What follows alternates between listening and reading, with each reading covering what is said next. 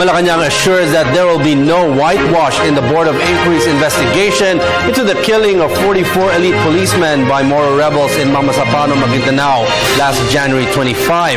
At the same time, presidential spokesman Edwin Laciera stressed that pushing the peace process with the Moro Islamic Liberation Front will be for the good of the entire nation.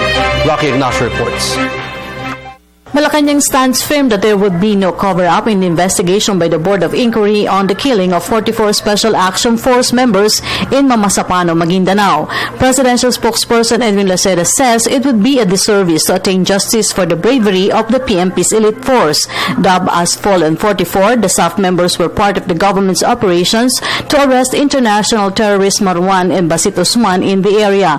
Lacerda issued a statement amidst calls for an independent probe on the alleged misencounter between government troops and MILF forces.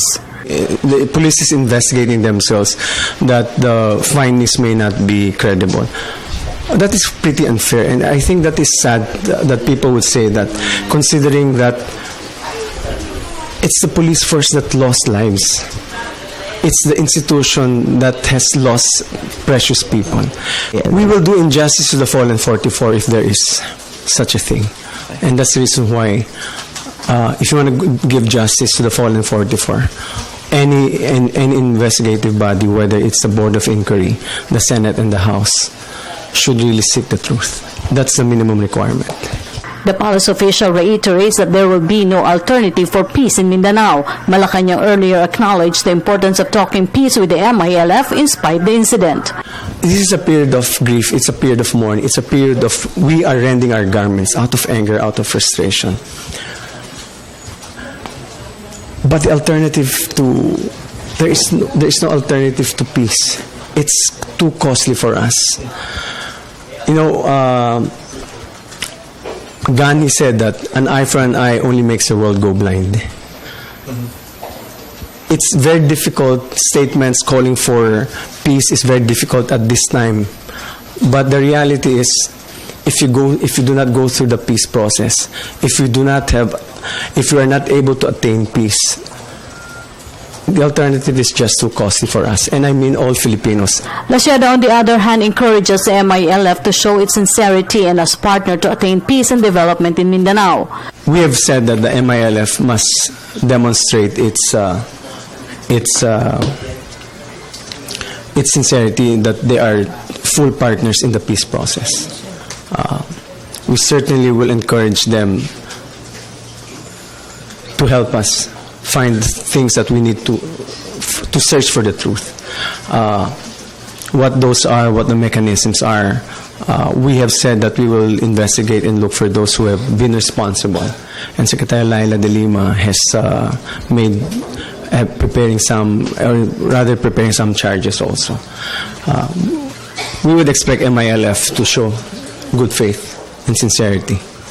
Malacanang also expects MILF's assistance to determine what transpired in the operations resulting to the killing of staff members.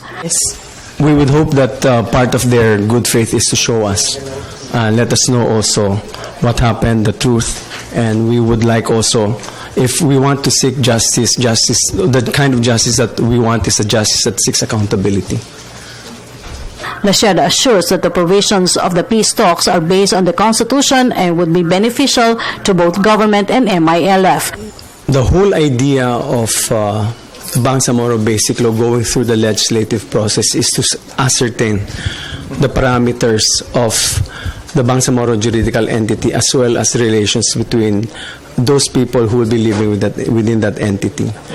And for that particular reason, Congress, both House and Senate, are looking into the legalities and the parameters, ensuring that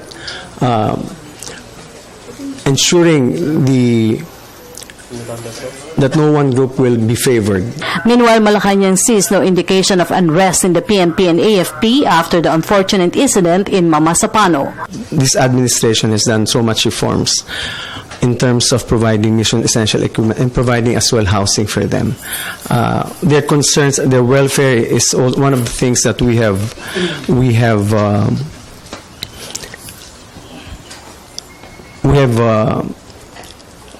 addressed.